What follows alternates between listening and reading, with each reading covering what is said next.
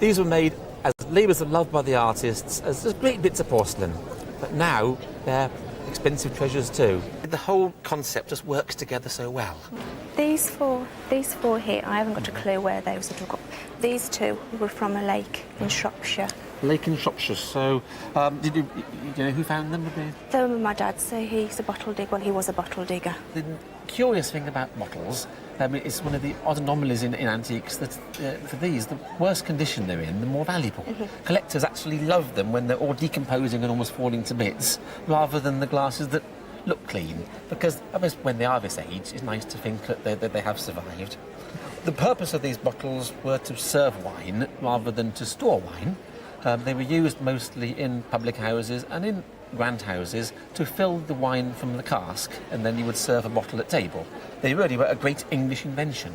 In the 17th century, they started to make this very dark bottle glass, and that was really very much heavier, stronger than other countries had made, and it became a new thing. They replaced the pottery bottles previously used, and everybody wanted their wine served in glass bottles. And we've got a bottle here, the shape, the tall, thin neck, and rather squat onion bottle, known as a globe and shaft, is about the earliest type, and this dates back to the middle of the 17th century. We're looking about 1660. And gradually the shape changed to a little bit more squat. We find that this shape, which dates from about 1675, 1680, and here you've got the seals on the front. Normally these seals were the signs of the inns and taverns where they were used. Here you've got what looks like a lion, so I guess it was perhaps used in a public house called the Red Lion or Golden Lion or something like that. Gradually the onion shape developed. This is the classic onion, obviously named, and these came in at the beginning of the 18th century. They have a lovely high kick-in base, which allows more area for the wine to come into contact with the glass, and it cools it. You place these into a bucket of ice or cold water to cool the wine, and the shape is now becoming more practical for that purpose.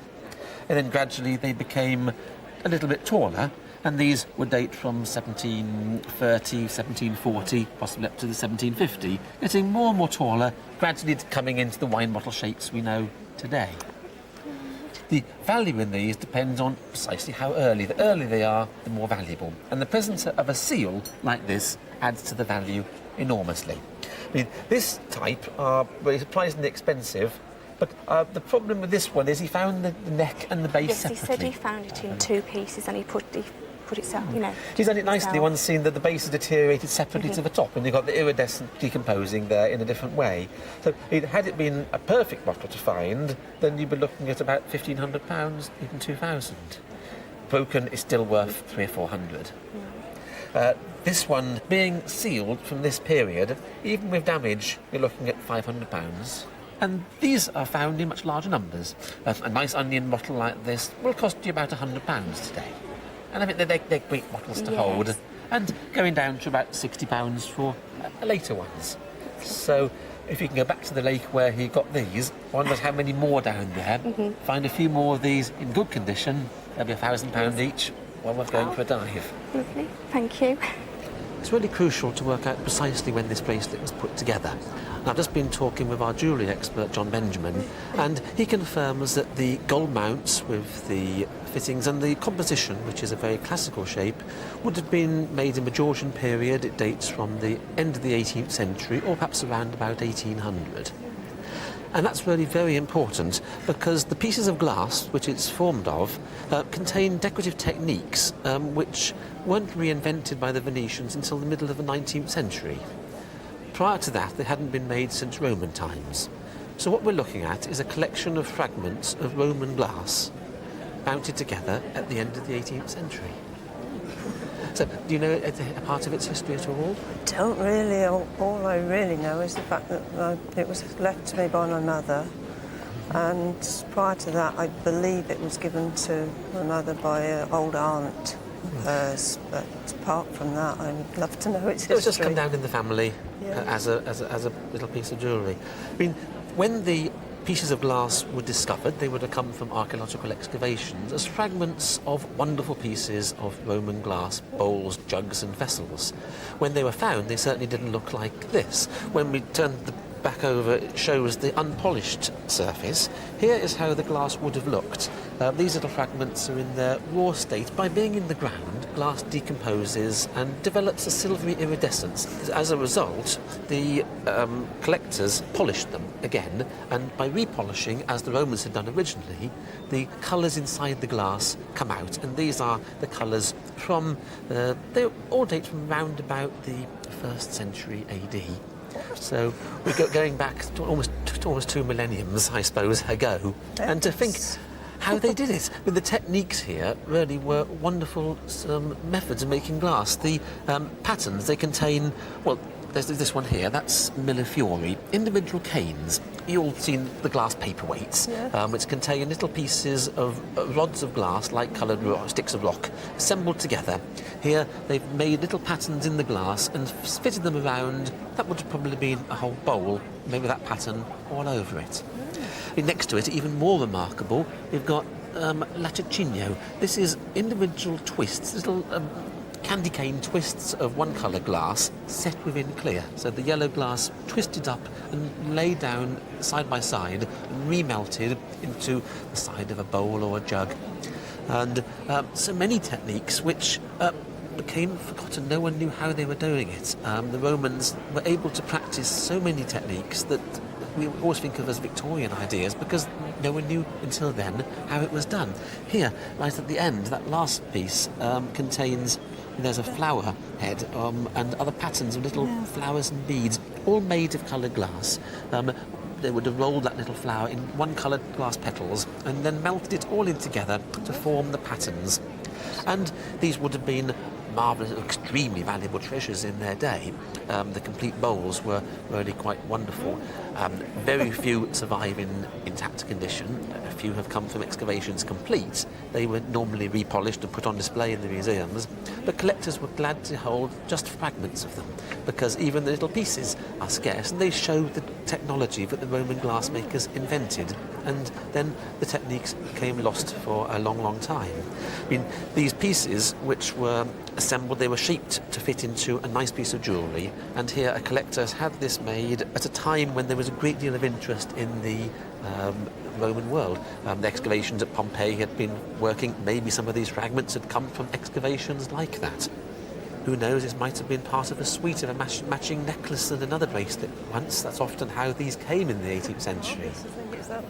To think the pieces are even older, and we've got a very valuable piece of jewellery. Because it has value for two reasons. The glass pieces are precious. Even fragments of these rare glass are valuable because complete bowls are worth hundreds of thousands of pounds. They just don't exist. Very rarely come on the market. Even fragments are worth hundreds of pounds each. Some of these pieces alone can be worth many hundreds of pounds. Adding those up together, we've got a fair bit, and mounted in such a wonderful way in a period piece of jewellery which is so smart. Somewhere perhaps 6,000 to 10,000 pounds. Heavens. It's just lovely. It's beautiful. I definitely won't wear it now. Tell me about the piece itself. Do you know about it? Well, I've had it for about 20 years. It belonged to an aunt of mine. She had it, I don't know for how long, I suppose again about 20 years. It was given to her by a friend and admirer. How long it had been in his family, I don't know. It just goes back as long as, beyond what you can remember anyway. Absolutely, yes. Mm-hmm. With the factory mark, Burmantofts Faience, grand-sounding name, used by the Leeds Fireclay Company. Mm-hmm. They started as an architectural firm making glazed bricks and pieces for buildings, and they got into the great Victorian craze of making art pottery, particularly vases and models of animals in bright-coloured glazes. Mm-hmm. And then around 1880s, about 1886, 1887, they employed a very skillful decorator to do the Anglo-Persian style, as they advertised it. And this is the mark of the painter, a little monogram here, which is taken a bit an L and a K, and that mark appears on all the factory's pieces in this wonderful style. But the sad thing is, we don't know who it belongs to. The mark was clearly as someone very skilled, who understood high Victorian taste of the time, but we don't know their name at all, so remains anonymous. And because of that, it perhaps gets condemned a bit as a copy of the better-known William de Morgan pottery. Yes, I've heard of that. You know, Yes. the great designs of the time. And de Morgan's pieces, inspired by the same Islamic art, were the height of fashion in the 1880s, shown in great exhibitions in London. And the Leeds factory felt, well, we can do just as well. Yes. And I think in many ways they did. When you've got the thought behind the design, it really works so well. The way these snakes coil around, and the background with the little plants just growing up inside there. It's probably not yet in the same level as William de Morgan, who will always be the great leader of the field. But even a good old Burmantoft piece is certainly going to be, I would think, £4,000 or £5,000. Oh, really? That's amazing. I mean, we've got a sort of great range of pieces here. I mean, this is the most unusual clock. Where did this one come from? Well, that was given to my grandparents on the occasion of their marriage in January 1907. Oh, right. Well, we can probably sort of get quite close to it by looking at the year code. Worcester put a code on all their pieces. We've got the mark underneath, which is somewhat smudged there, counting the dots, 12, 13, 12. We've got 1905 it was made. Oh. So, in stock a year or two, given in that occasion. Most unusual to get porcelain clocks, and a little painted scene there, not signed by the artist, but I think that's probably the work of William Hawkins, a great flower Nice to painter. know. I say one feels with the porcelain painters and the artists at Worcester that you always know them because living in Worcester myself, as I did, their families are all around. And Dad introduced me to so many of the painters and people whose artists and signed on your pieces of porcelain. Are some of these by your family members? Yes. My grandmother was a Fildes. Her maiden name was Fildes. And Madge Fildes, who worked at the Porcelain Works for a short while, was her niece. And I feel very privileged to have two pieces that were actually painted by her.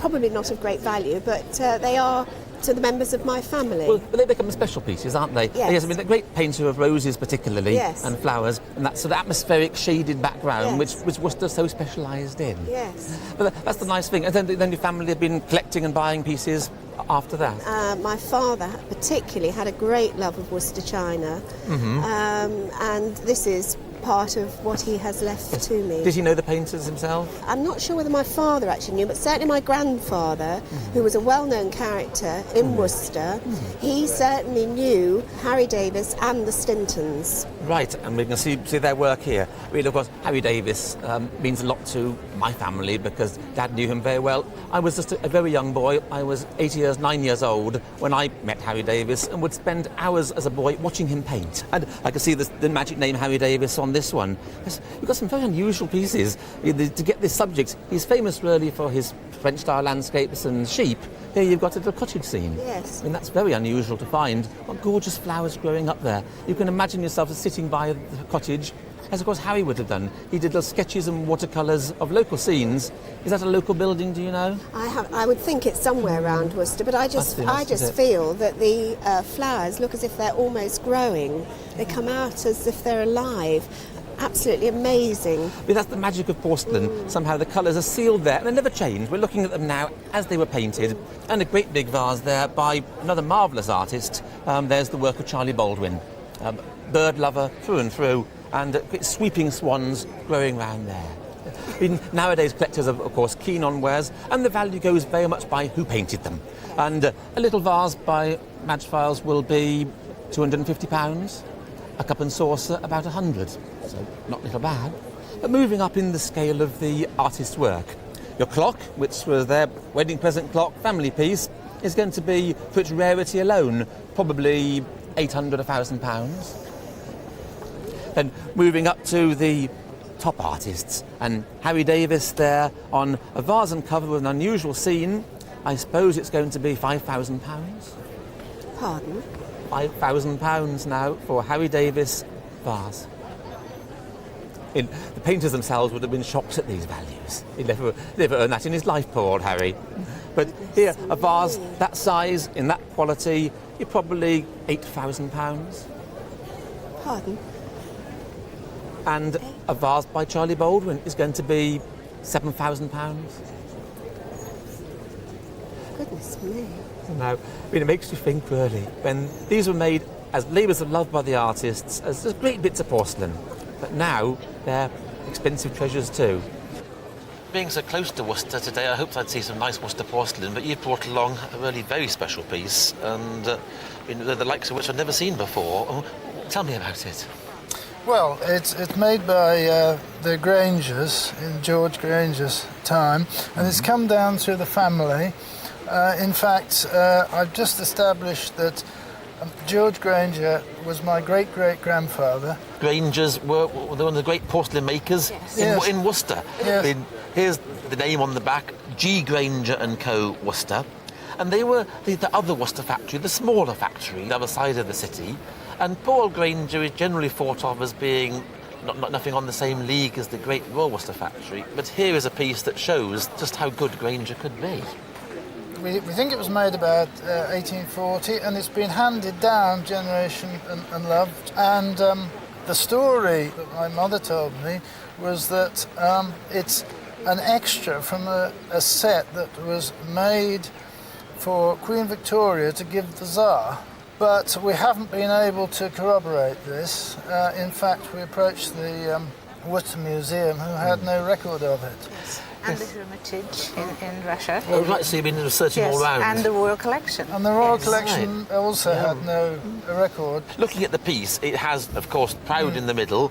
There, the arms of Queen Victoria. And in the panels around the border, you've got the different royal palaces. You've got Windsor Castle there. Yes. That's the Buckingham Palace. And I think so. There were the little figures, charming figures in the foreground there. And there we've got the pavilion at Brighton. Are they hand-painted? Beautifully hand-painted. We've looked at it through magnifying glass, and it's amazing. The gilding there, this amazing rays and barbs, it's just unlike any other English royal services. All the factories made pieces for Queen Victoria and for William IV beforehand, but this is so much more splendid, more eccentric than that. We know that there were pieces made for the Queen Victoria and services which went back and forward between England and Russia, but this never went. This stayed in the family. So is this some sort of sample? I mean, with this quality, why didn't they get the order, I wonder? But what I've never seen before on Granger or any other factories is these model flowers stuck on the plates in addition. The little roses are each made by hand and stuck on. Yes, you couldn't eat off of it, could you? Not very easily. Could you imagine even in a royal palace trying to carve your feet off there? Maybe it was just a bit too silly. They've gone over the top, and the order wasn't placed. How do you value a royal plate in a family like that? Have you thought about it? No. Well, we thought, but we don't know. It's not even insured. I mean, maybe £4,000. Thank you. Excellent. Well, basically, they're my mother-in-law's, which I think she got hold of about 35 years ago. She actually paid £160. Right. The work of Charley Baldwyn, the Royal Worcester factory. Yes. And Charley Baldwyn specialised in swans. I mean, during his career, he painted many hundreds of vases, usually with swans flying around the vases. What makes these so unusual is the swans are swimming. And that really does make them different. And it'll be interesting to see just what date they were painted. They'll have a mark on the bottom for the factory year code. Right. The year marker, little dots around the Worcester factory mark. And here this one's got 8 dots. That makes it 1899. 1899. And that is that makes sense because that's quite early for this decoration. Most of Charley Baldwyn's swan vases are painted between 1900 and 1904. And they're a very formal pattern, but they're not very detailed.